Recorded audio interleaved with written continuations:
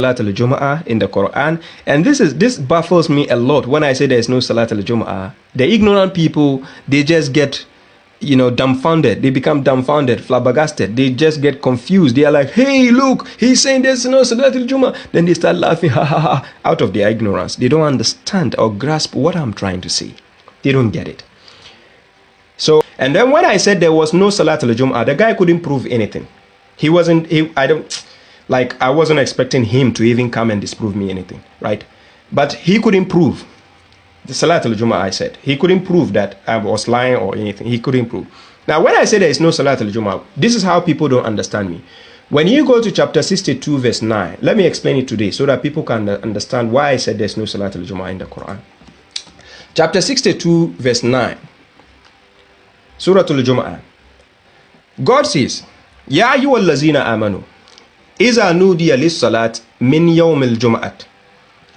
He didn't say Iza nudiya lis-salat al-jum'ah. No, it never said that. Because the moment you use the word salat al-jum'ah, it has become a specific type of salat which has to be done by congregation only. If you use the word salat al-jum'ah, which means it's a specific salat which has to only be done by a congregation. Do you see? God only says Salat al-Fajr because it's a Salat which is done at Fajr time. God says Salat al-Isha, which is a Salat which is done at the Isha time, evening time. Chapter 24, verse 58. These two names are mentioned there. Then God says Salat al-Wusta because it is a Salat which comes in the middle, but not the middle of the day. Because He gave her the time to get up in the middle of the night. إن ربك يعلم أنك تقوم أدنى من ثلثي الليل ونصفه وثلثه وطائفة من الذين معك. Chapter 73, verse 20. So He gave us in the time, in the middle of the night, to get up, right, and do the salat. Read the Quran, do the salat. In the middle of the night. He gave you a time for it. Now, yeah, salam, brother Baba Amando. Do you get my point? Now, so chapter 62, verse 9. So when God was saying, Ya ayyuhallazina amanu, Iza nudiya lis-salat min yawmil jum'at, which means from the day of congregation, a day of congregation. But ask yourself, what is happening on that day?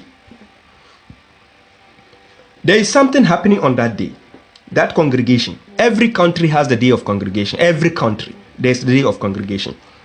Especially market days. A day of market. So now let's check the context of the verse. So when God says, Ya ayyuhallazina amanu, Iza nudiya lis-salat min yawmil jum'ati. Then He says, Fas'aw ila zikrillahi wazarul bay'ah. That is bay'ah. It means you are doing sales on that day. That is why you are congregated on that day. That is why it is a yawmul jum'ah. Every country has the day of congregation where you gather and sell stuffs and do activities and do entertainments and do other activities. Yes, it's there. It's natural. It is nothing called Friday. There is nothing called Friday in the Quran. Check the word al-Jum'ah. It says Adat al-Tarif. It means de. So you say the Friday. Who taught you by mistake? So the word al-Jum'ah, you want to tell me is called the Friday. Check the title of the chapter. Al-Jum'ah is written there. So you translate it as the day of Friday or the Friday. Who mentions day as the Monday, the Tuesday, the Thursday? What is that? God gave you that? Study the book of God very well. So God says, Ya ayyuhallazina amanu, Iza nudiya lis-salat. It didn't say lis-salat al-Jum'ah. There is nothing called salat al-Jum'ah. So this is how the ignorant people don't understand me. And I tell you every day, I'm not here to talk to fools. No, I'm not here to talk to fools. Muhammad Momani Musa says, Sheikh, you are confused. Thank you. Because fools and ignorant people, that's what they think. They think I'm rather confused. I see you more confused than your scholars, even. So God says, Ya ayyuhallazina amanu. He's talking to the believers. Remember, Inna salata kanat alal mu'minina kitaban mawquta. Salat is only for mu'mins, believers, not Muslims, believers. And when we say mu'min, a mu'min is a different grade from a Muslim. right? A Muslim is only a submitter. He is submitted to God. But a believer, it is the one God always says, Ya ayyuhallazina amanu, iza kuntum ila salat. Ya ayyuhallazina amanu. This, Ya ayyuhallazina amanu. That. Because they are the believers. They do the action. They do the deed. You understand? So when God says, Ya ayyuhallazina amanu, iza nudiya, when you are called, it didn't say azan there. The word nudiya, it doesn't mean azan. Because God called Musa alayhi salam by the word nudiya. It's in the Quran. Go to Surah Namal, chapter 27. Read from verse 7 to verse 12. It's there. The word nudiya, God called Moses. So are you telling me Moses, God called Moses by doing azan? No. You need to study the verses of God. He says, Iza nudiya lis salat. When you are called, it didn't say when the azan is called. You understand? So when you are called, when called to the what? Salat. You can see the salat there has adatul tarif. It says lis salat. It has the alif and the lam. So the lam, double lam there, signifies the adatul tarif. Right? Salam Nikoti Jani. So when you are called to the salat, when called to the salat, which salat is that? Min yawmil jum'ati. From the day of what? Congregation. A day that is there is a gathering. Because the word Jum'ah, it is the root word of Jama'ah. A gathering. Jama'ah. Then he says, Fas'aw ila zikrillah, because the salat is for zikrillah. Chapter 20 verse 14. Innani Allah la ilaha illa ana fa'abudini wa kimi salata li zikri. So you establish salat for the remembrance of God. Zikrillah. That's why we do salat. So God says here, Fas'aw ila zikrillah. So that you leave the business you are doing, wazarul bay. So for the zikrullah, you leave the bay'ah. Then you go and do the remembrance of God. Then he says, Zalikum khairul lakum in kuntum ta'alamun. It is better for you, that is if you know. That is what you have to do. So ask the mushriks, how many salats they have in the day? They will tell you 5. So ask them, is it only the Jummah prayer you've been going, the one Sahih Bukhari give you? Is it the only one I can leave my sales to go and pray? So does that mean, according to you, your Salat al-Asr, even if you are called to Salat, you have to keep selling? That's no wonder you have Tariqus Salat. With that foolishness, you even have Tariqus Salat, which means a Salat which has been left behind. So God is never important to you. You leave God, pile up your Salats, come in the night, you are doing Tariqus Salat. Are you in your right senses? Seriously. Is God even important to you? No.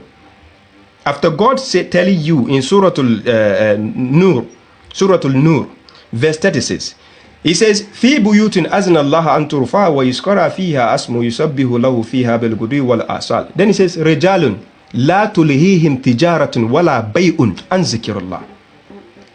Rijalun la tulhihim tijaratun wala bay'un an zikrillah. Wa iqamis salat wa ita'iz zakat yakhafuna yawman tatakallabu fi qulub wal absar. If I remember, chapter 24, verse 36.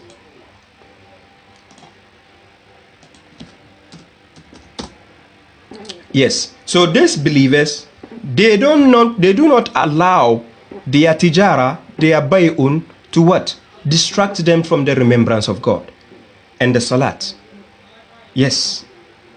Then you leave your salat, you do your businesses, you do your everything, then you come and say taraku salat. God asked you to do that.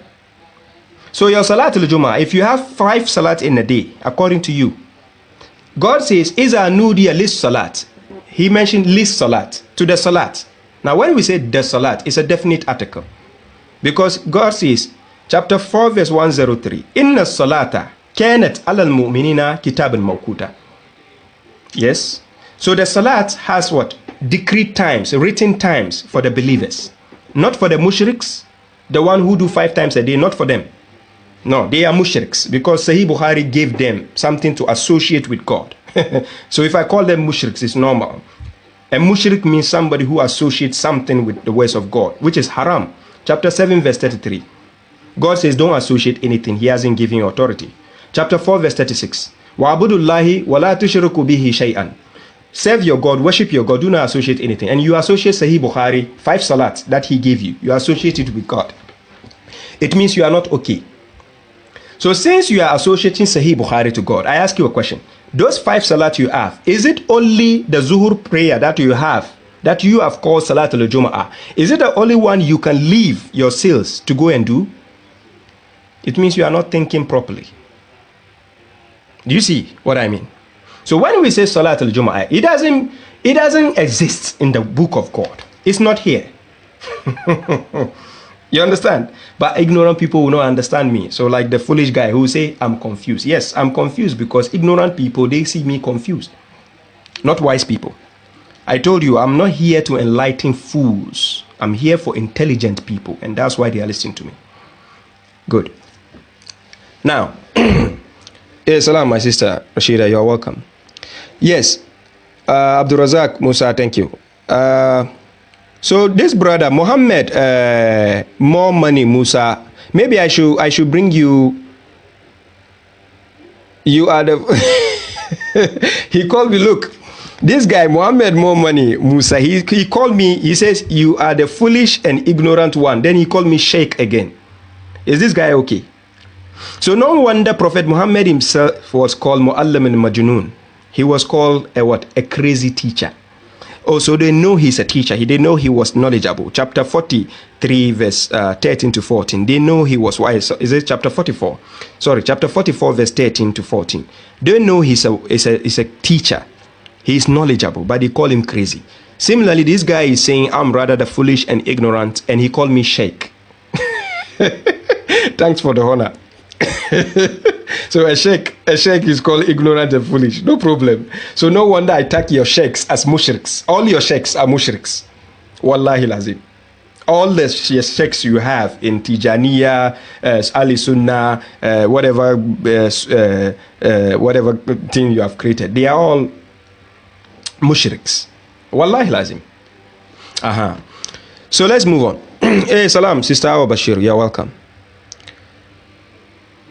Yes, Baba Amandos is, if I can understand you, we have to pray 3 times a day, please. Yes, 3 times a day. It's 3 times. But the night prayer, the night salat, according to chapter 73, verse 20, God says, إن ربك يعلم أنك تقوم أدنى من ثلثي الليل ونصفه وثلثه وطائفة من الذين معك. Then it says, Wallahu yuqaddiru al-layla wan-nahar. Now, when you check chapter 73, verse 20, when God says He has made the qadr for night and the day, then He says, Alima anlam tusuhu fataba alaykum faqra'u ma tayassara min al-Qur'an. God says He knows that you cannot calculate it, or you cannot. For instance, in Finland here, sometimes we don't have darkness hour, we don't have night. Well, we have evening, we have Fajr, we have Isha, but sometimes we don't have night time, right? Or the night time is just limited. So God has forgiven me. He has pardoned me for the night time. Even if I don't do Salat al-Wusta, it's pardoned. So in this context, we can say Salat al-Wusta is not actually compulsory.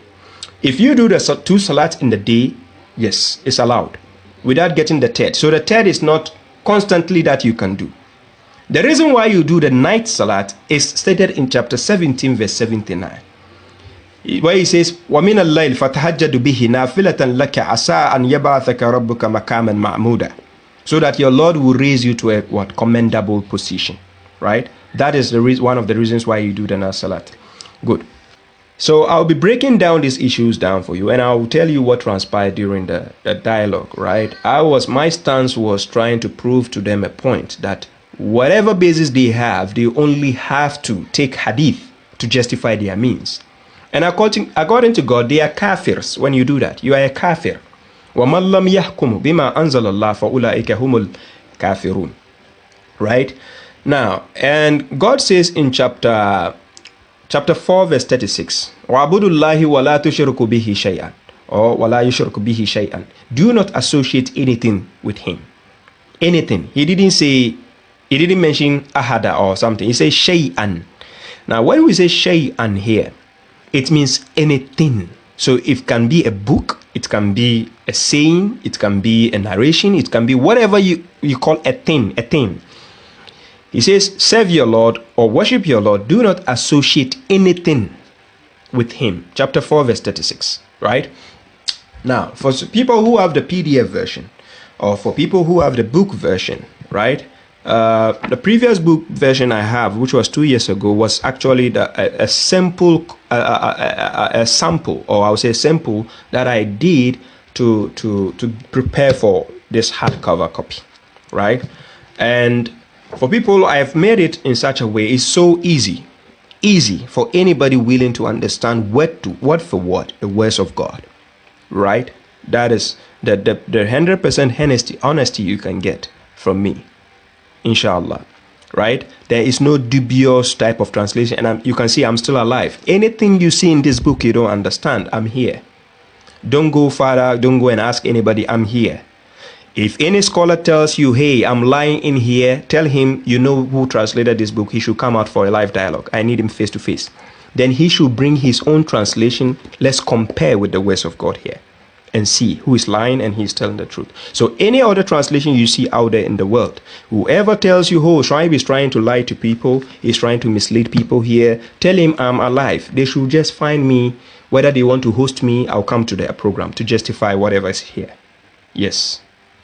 Now, so when we go to Quran chapter 4 verse 36, let me tell you something interesting. The mushriks don't understand. When I say mushriks, people who create new sectors and formulate other books to attach with the book of God. This is the corruption man has created for himself since day one. When God says, do this, they say, no, you cannot do this again alone. You need that. It started with Adam, remember. Chapter 7 verse 16 to verse 20. The devil deluded him by telling him, no, your Lord did not say this is haram. He only said, don't do this, because he doesn't want you to become an angel. So that is why he did that. You get what the Hadith people are trying to do. Now, when we go to Surah An-Nisa, chapter 4, then we go to verse 36. Now, the first part of the verse, I just quoted earlier, the first part of the verse, chapter 4, verse 36. That I quoted earlier. What God was telling us is to serve him, to worship him. Salam, Brother Tahir, you're welcome. Brother Tahir, your name is in Chinese writing. I know you are in Taiwan, but so if I don't actually tell people who you are, nobody can mention that what you wrote. So pardon me on that. So he says, "Wa'budullaha wala tushriku bihi shay'an." Chapter 4, verse 36. He says, and worship God or serve God, and do not associate anything with him. Do not associate. So I don't think if you are Ali Sunnah, you know this verse. I don't think if you are a Tijaniya or Ahmadiyya or Qadiriya or Salafiyya, whatever you call yourself, I don't think you understand this verse at all. At all. God says, worship your Lord God and do not associate anything with him. Now you go to associate Sahih Bukhari to the religion of God and even associate it with God. That is a very grave injustice. So during the dialogue, I asked the guy that, where did God ask you to follow Sahih Bukhari? He didn't give the answer. But when he asked me a question, he wants me to explain directly, to give the answer directly. Do you see the problem with sectarians? They don't want to answer direct questions. If you ask them, the Sahih Bukhari book you are following, is it part of Islam? They say yes. Who made it part of Islam? They can't answer. Now I'm going to enlighten you here. According to their own Sahih Bukhari hadith, this is what it says. Their own Sahih Bukhari hadith. I'm going to quote the hadith for you. And any hadith scholar who encounters you, give him this. Yes, give him this hadith I'm going to quote. Inside the hadith, you can be found in reference Sahih al-Bukhari, the book of Bukhari. Yeah? Book number 2155. You can write it down and search it later. Book number 2155. 155, Sahih al-Bukhari, because that is the topmost hadith they follow. That is Sahih Bukhari hadith is the number one according to the mushriks. So English reference, if you are looking for the English reference, you type volume 3, book number 34, hadith number 364. What did the hadith say? Inside the hadith, it says, in the evening, who is narrating? Nana Aisha. And who is writing? Sahih Bukhari, who never met Nana Aisha. But he is writing this. He says, the wife of the Prophet, Nana Aisha. In the Quran, A to Z, there is no woman called Aisha here. It doesn't exist. Good. So in the evening, the Prophet, alayhi salam, Nana Aisha narrating, got up and glorified God as he deserved, and then said, why do some people impose conditions which are not present in the book of God? That's the Prophet saying according to the hadith. Then he says, and whoever imposes a condition which is not in the book of God, then that condition is what? Batila, is false. Then he says, even if he imposes that condition 100 times, that condition is still false. Then it goes on to say, for God's conditions are more binding and reliable. The Arabic version, man ishtarata shartan laysa fi kitabillah fahuwa batil. I'm not saying it, Sahih Bukhari is saying it. Somebody will say, what is the isnad of this hadith? Tell us if you know. Are you in your right senses? For instance, I go to a restaurant and a delicious, nice, palatable food has been cooked for me to come and enjoy. When the food is put in front of me and I want to enjoy it, you are telling me I should explain to you how the food was cooked before I enjoy that delicious meal. Are you in your right senses? If it is not meant to be eaten, why is it in front of me? Why is it put in front of me to eat? So if I'm enjoying the delicious food in front of me, you are telling me to tell you the isnad, the chain of narration. What am I interested in that garbages? If it is relevant, if it's irrelevant, why did you put it in Sahih Bukhari? And pay attention, whenever they call something Sahih, it means it's authentic. This is not da'if, they made it authentic. So this hadith is saying, man ishtarata shartan laysa fi kitabillah fahuwa batil. It says, whoever imposes a condition which is not in the book of God, which is the Quran, that condition is invalid, is false. So now where did they get the conditions saying that I need to follow Sahih Bukhari? Where did they get the condition which says Sahih Bukhari explains the Quran? Are they in their right senses? After God says, وَنَزَّلْنَا عَلَيْكَ الْكِتَابَ تِبِيَانًا لِكُلِّ شَيْءٍ. Chapter 16 verse 89. This book is a clarification for all things. And then you come and tell me I can't follow this book. I need to follow your garbages that you wrote. And somebody who is not even an Arabian wrote for you, which is called Sahih al-Bukhari. And Imam Bukhari didn't even make his book Sahih. It is the scholars who came after him. For instance, Imam Albani. He is the one who gives the signature Sahih. He says this is Sahih, this is Daif. For them. Subhanallah. Your own hadith is telling you, whoever imposes a condition, shartan, laysa fi kitabillah, which is not in the book of God, that statement is false. Your own hadith, not me, your own hadith. Bring me any scholar, we can sit down.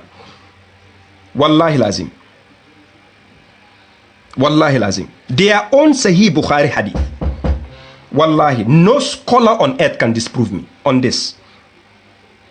I will use your own hadith to whip you.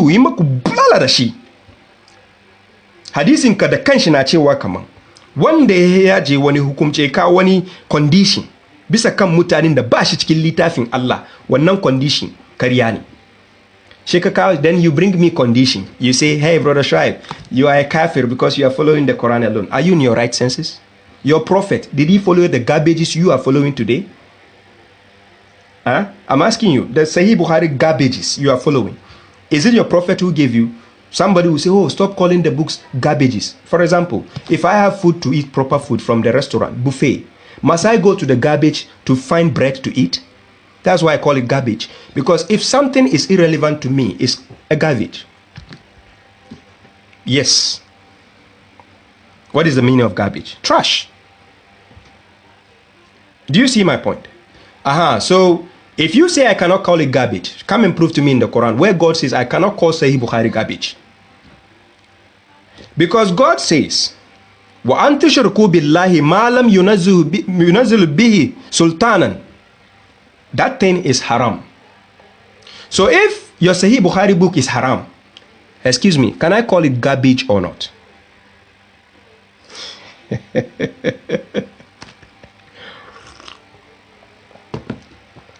Maroon Khalif is asking, Salam, brother. He says, how much for the hardcover? Yes, I will put the link above. I think when I finish, I'm almost done. I'll put the link above. Then you can find the link where to get it. And for the first 10 or 15 people who buy it, they will get a discount for it. If you don't find a discount anywhere on the page I put, just inbox me. I'll give you the discount code. You get it. And then for people who are in US, in Europe, UK, Australia, yes, you have direct access to be posted. But for other countries, I'm working on the the posted pricing so that it can be affordable for everybody to have it. Taulant Zilma says, but somebody's trash is someone else's treasure. Yes, it's true, because some people go to the garbage to eat, and that's why I call it garbage, because garbage means only people who need garbage food will eat Sahih Bukhari.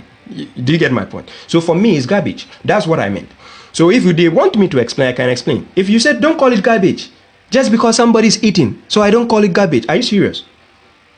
When you go to the trash to eat, it's still called trash. No matter how good food you get there, it's still trash.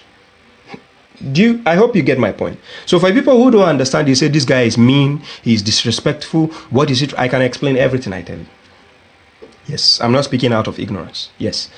So their hadith themselves says, whoever imposes a condition which is not in the book of God, that condition is false. So why do you give me condition that I have to follow Sahih Bukhari? Why? Who asked you to do that? They will say, وَمَا أَتَاكُمُ الرَّسُولُ فَخُذُوهُ وَمَا أَنَاكُمْ هَنُّ فَانْتَهُ. Really? You see what I did to the scholar? I told him to fulfill the verse. He was trying to twist the verse, take small portion, and suit their needs. He even calls hikmah, al-hikmah. He says it's sunnah. I asked him to prove it. He couldn't. Alaji, you said what?